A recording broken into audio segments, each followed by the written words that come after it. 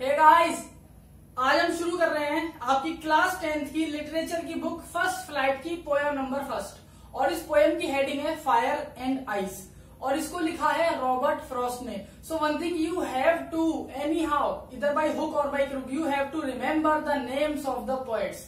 एक नंबर में आ जाता है कि पोएट का नाम बताइए।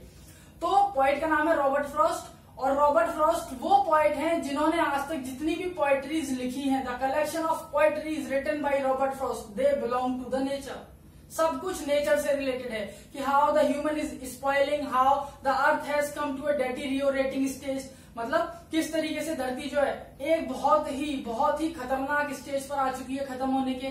किस तरीके से इंसान पेड़ पौधों को खत्म कर रहा है, किस तरीके से इंसान जानवरों के साथ मेल ट्रीट कर रहा है, इल ट्रीट कर रहा है। तो सारी पोएम्स जो रॉबर्ट फ्रॉस्ट लिखते हैं वो सब कुछ नेचर से या ह्यूमन से रिलेटेड होती है। अब बात कर लेते हैं फायर एंड आइस की। तो as the title suggest, title ये बताता है हमें कि फायर और आइस एक्चुअली में फायर जो होती है वो फैलती है, इट स्प्रेड्स और स्विफ्ट।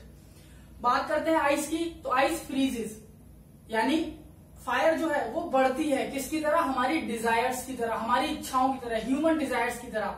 और जो आइस है वो क्या करती है, वो कलेक्ट होती है, फ्रीज होती है। इसी तरीके से जिस तरीके से हमारे अंदर हेट, कॉम्प्लेक्सिटी, इंफीरियरिटी, ये सारी चीजें हमारे अंदर इकट्ठी हो जाती हैं। तो जो राइटर हैं, जो पोएट हैं रॉबर्ट फ्रॉस्ट, वो ये बताते हैं कि जो फायर है ये सिंबलाइज करी जा रही है किससे, ह्यूमन डिजायर से। और जो आइस है वो सिंबलाइज करी जा रही है किससे, हेट से और हेट्रेड। हेट और हेट्रेड बोथ आर सेम। तो वो ये बताते हैं कि अच्छा, अब बात करते हैं कि भाई हेट है, डिजायर है, ये कहां से आती है। ये आती नहीं है, ये इंसान के अंदर होती है, ये इंसान के अंदर होती है। इट इज एन इमोशन, ये एक इमोशन है। अगर आप इस पर कंट्रोल कर लेते हैं, if you are able to control that, then it is completely fine. लेकिन अगर आप कंट्रोल नहीं कर पाते तब क्या होता है, तब आप अपने एंड पर आ जाते हैं।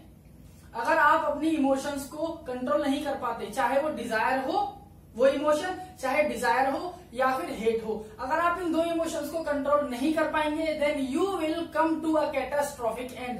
आप एक बहुत ही भयानक अंत की तरफ जा रहे हैं, you are going to an end. तो सेम चीज रॉबर्ट फ्रॉस्ट बताते हैं कि अगर इंसान इन दोनों इमोशंस को कंट्रोल नहीं करेगा तो होगा क्या, जो दुनिया है वो एंड पर आ जाएगी। भाई अब क्वेश्चन आता है दुनिया कैसे एंड पर आ जाएगी। तो इसका एग्जांपल इस तरीके से, सपोज करो मैंने बोला कि भाई मुझे प्रधानमंत्री बनना है, I have to be a prime minister. तो जितनी भी दुनिया में लोग हैं सब बोलेंगे मुझे भी बनना है, मुझे भी बनना है। All the people are having a choice, सबके पास चॉइस है बनने के लिए। तो सब लड़ जाएंगे, सब लड़ेंगे तो सब मरेंगे भी, एक दूसरे को मारते रहेंगे। तो इससे होगा क्या, कुछ के अंदर हेट हो जाएगी, कुछ के अंदर डिजायर होगी। डिजायर प्राइम मिनिस्टर बनने की और हेट किसकी, कि भाई ये कैसे बन जाएगा, ये तो बेकार आदमी है। So hate and desire both are going all together in a parallel way. Parallel तो पढ़ा है ना मैथ में, तो उसी तरीके से दोनों एक ही ट्रैक पर हैं, हेट भी और डिजायर भी। तो अगर ये होगी तो होगा क्या, सबको इच्छा होगी कि भाई मैं प्राइम मिनिस्टर बन जाऊं, और इस चक्कर में क्या होगा, सब एक दूसरे से हेट करने लगेंगे। तो ये दोनों पॉइंट्स, फायर एंड आइस और डिजायर एंड हेट और हेट्रेड, ये दो रीजंस हैं जिनकी वजह से जो वर्ल्ड है वो एक कैटास्ट्रॉफिक एंड की तरफ बढ़ जाएगा, एक हॉरिबल एंड की तरफ बढ़ेगा।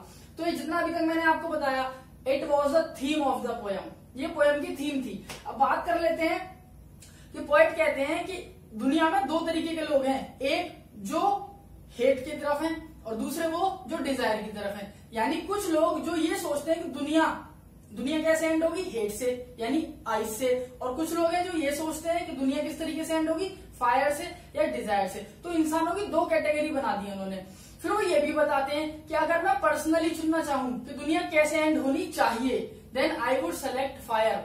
मैं फायर को सेलेक्ट करूंगा, क्यों, क्योंकि वो बहुत तेजी से बढ़ती है और उसको कंट्रोल करना it is almost impossible for anyone. उसके बाद वो हमें लास्ट में ये चीज बताते हैं कि दुनिया के एंड होने का या इंसान के एंड होने का जो लॉजिक है वो क्या है, इनर डिस्ट्रक्शन, इंसान अंदर ही अंदर अपने आप को खोखला करता है। सेकंड, कॉम्प्लेक्सिटी, वो चीज आसान होती है उनको मुश्किल बना देता है। फिर उससे क्या होता है, उससे हेट प्रोड्यूस होती है, उससे डिजायर प्रोड्यूस होती है, उससे इंफीरियरिटी कॉम्प्लेक्स आता है, जलन, जेलसी। तो अब आ जाते हैं सीधे सीधे आपकी पोएम पर। पोएम में जो स्टार्टिंग की 2 लाइन्स है, सम से वर्ड विल एंड फायर, सम से इन आइस, तो इनका मतलब सीधा सीधा है कि दुनिया में जो भी हमारी दुनिया का एंड है वो किस तरीके से होगा, इधर बाई आइस और बाई फायर।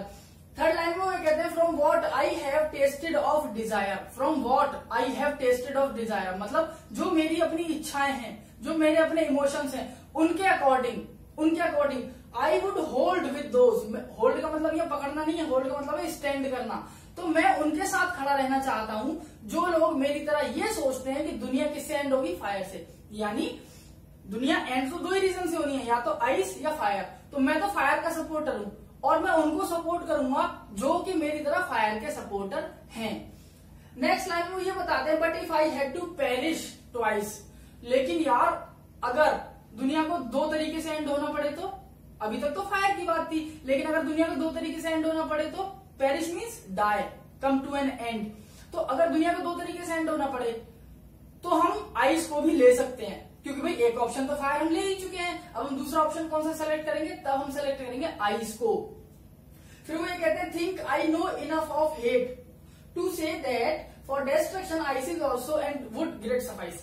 और वो ये कहते हैं कि अब देखो फायर तो मैं चुन चुका हूं ना, तो आइस जो है वो अब लास्ट ऑप्शन है, तो यार इसके भी मजे ले लेते हैं, इससे भी मर के देख लेते हैं, इससे भी दुनिया को खत्म करके देख लेते हैं। यानी वो अल्टीमेटली आपको ये बता रहे हैं कि हम अपनी डिजायर से दुनिया तो खत्म कर ही रहे हैं। जो हमारे अंदर आग भरी पड़ी है ना डिजायर्स की, मैं ये बन जाऊं, मैं वो बन जाऊं, ये मिल जाए वो मिल जाए, तो हम अपना तो नुकसान कर ही रहे हैं, दुनिया का भी कर रहे हैं। सिमिलरली अगर मेरे अंदर हेट होगा, मेरे अंदर हेट्रेड होगा, एक एग्जाम्पल दे सकता हूं मैं आपको इसका लाइव एग्जाम्पल। अभी हमारे एक विंग कमांडर थे अभिनंदन जी, जो पाकिस्तान पहुंच गए थे, तो वहां पर उनको थोड़ा बहुत उनके साथ मोलेस्टेशन हुआ, इल ट्रीट हुआ उनके साथ, उनको गालियां दी गई, उनको पीटा गया। तो ये क्या था, ये हेट थी। भाई एक सोल्जर तो दूसरे सोल्जर की रेस्पेक्ट करता है ना, लेकिन उनके साथ क्या हुआ, गलत हुआ। क्यों, क्योंकि वो इंडियन थे और गए कहां थे, पाकिस्तान में। तो ये थी हेट। आप चाहे भी, आप बोले भी, आप दिखाए भी कि भाई मैं तो हेट नहीं करता, लेकिन कहीं ना कहीं वो अंदर होती है। तो सेम चीज यहाँ पर पॉइंट कहते हैं कि भाई जो हेट है ये दूसरा ऑप्शन है दुनिया को खत्म करने का। और अगर मैं बात करता हूं कि फायर जो है वो तो पूरी तरीके से खत्म कर देगी, तो आइस भी कम नहीं है। अब आइस भी, हेट भी पूरी तरीके से दुनिया को खत्म करने के लिए इज इनफ। तो ये हो जाती है पोएम आपकी खत्म यहाँ पर। अब बात करते हैं भाई साहब कुछ कीवर्ड्स की। तो ये कीवर्ड्स आपकी पोएम से अलग कीवर्ड्स हैं जो आपको हर हाल में ten you have to score good marks, you have to remember them. तो फर्स्ट है आपका रूइन, कैटास्ट्रॉफ मतलब एक भयानक तरीके से। सेकंड है रूइन, रूइन मतलब स्पॉइल होना, बर्बाद होना, तबाह होना, और इसके लिए बहुत सारे मीनिंग्स है, डेटीरियोरेट, डिमोलिश। और सेकंड है आपका वर्ज ऑफ चाओज, ये वर्ड आपको हर हाल में याद करना है, वर्ज ऑफ चाओज। वर्ज का मतलब होता है स्टेज और पॉइंट, चाओज का मतलब होता है एंड, यानी अ स्टेज ऑफ एंडिंग, वो पॉइंट जहां से एंडिंग की शुरुआत हो जाती है। Up to extent, up to extent का मतलब होता है up to infinite, maximum limit जो किसी चीज की होती है जिससे आगे कुछ हो ही नहीं सकता, मैक्सिमम लिमिट, उसको हम कहते हैं अप टू एक्सटेंट। लास्ट है पेरिश, पेरिश का मतलब है डाई। ये बात कर लेते हैं जल्दी से पोएटिक डिवाइसेस की। तो जो स्टार्टिंग की 4 लाइन्स हैं उनमें आप क्लियरली देख सकते हैं फायर, डिजायर एंड फायर, यानी जो लास्ट का वर्ड है आयर आयर आयर, इसका मतलब क्या है, इनकी राइमिंग स्कीम हो गई ए, और ये वर्ड है डिफरेंट आइज, तो इसके लिए हमने क्या यूज कर लिया, बी राइमिंग स्कीम। ये सिर्फ फर्स्ट पैराग्राफ के लिए है, तो राइमिंग स्कीम क्या हुई फर्स्ट की, ए बी ए ए। अब बात करते हैं दूसरी पोएटिक डिवाइसेस की, तो इसमें है एसोनेंस। एसोनेंस का मतलब होता है जहां वोवेल साउंड प्रोड्यूस होता है। तो जैसे आप देखेंगे दोज, हु, फेवर, इन सब में दोज ओ, दोज ओ, इसके बाद फेवर ए, लास्ट आपका हो गया हु ऊ, तो सब में एक वोवेल का साउंड आ रहा है, इसीलिए क्या हो गया, एसोनेंस हो गया। थर्ड है आपका ऑलिट्रेशन। ऑलिट्रेशन का मतलब होता है जहां पर जो इनिशियल वर्ड्स है, जो इनिशियल वर्ड है, जो पहला वर्ड है वो सेम हो। जैसे फेवर फायर, ये रहा फेवर फायर, तो एफ और एफ, ये क्या हुआ आपका ऑलिट्रेशन, सेम वर्ड का रिपीटिशन स्टार्टिंग का। फिफ्थ हो गया आपका एनाफोरा। एनाफोरा जो होता है, एनाफोरा का मतलब होता है सेम वर्ड हो लेकिन डिफरेंट लाइन में हो। जैसे यहां पर लिखा है सम से एंड सम से, तो ये है फर्स्ट लाइन में, ये है सेकंड लाइन में, सम से फर्स्ट और सेकंड लाइन में, तो ये क्या हो गया आपका एनाफोरा। अब बात करते हैं फिफ्थ आपका, यह है इमेजरी। इमेजरी का मतलब सीधे सीधे होता है फिलोसफी, जहां पर फिलोसफी की बात हो। जैसे पहली ही लाइन है सम से the world will and in fire and ice, क्या ऐसा हो सकता है, नहीं हो सकता। डिजायर और हेट तो हो सकते हैं, लेकिन क्या फायर और आइस हो सकते हैं, नहीं हो सकते। तो ये क्या है, एक इमेजिनरी लाइन है, इसीलिए क्या है आपका इमेजरी पोएटिक डिवाइस। बात करते हैं सिक्स्थ पर्सोनिफिकेशन। तो हर एक लाइन में पोएट ने सीधे सीधे बोला ह्यूमन इमोशंस जो हैं वो आपकी फायर और आइस हैं। तो पर्सोनिफिकेशन का मतलब होता है जहां ह्यूमन को ऑब्जेक्ट से सिंबलाइज करा जाए। तो ये हुआ आपका फायर एंड आइस और ह्यूमन इमोशंस, तो that is personification. Last but not the least enjambment. Enjambment का मतलब होता है जहां पर लाइन जब खत्म होती है तो वहां पर फुल स्टॉप या इन्वर्टेड कॉमास या एपोस्ट्रोफी कुछ लगाते हैं, लेकिन अगर नहीं लगाई जाती तो उसको बोलते हैं एनजेम्पमेंट। जैसे लाइन 3 और 4 है आपकी, from what I have tested of desire hold with those who favour fire. मतलब ये एक लाइन है पूरी, ये 2 लाइन नहीं है, बिना ब्रेक के 1 लाइन है, इसीलिए क्या हुआ आपका एनजेम्पमेंट। तो गाइस उम्मीद करता हूं पसंद आया होगा। थोड़ा कोशिश करी जल्दी से आपको समझाने की, वरना पोएम भी लेंथी हो जाती है। तो मिलते हैं नई वीडियो के साथ। Till then thank you everyone.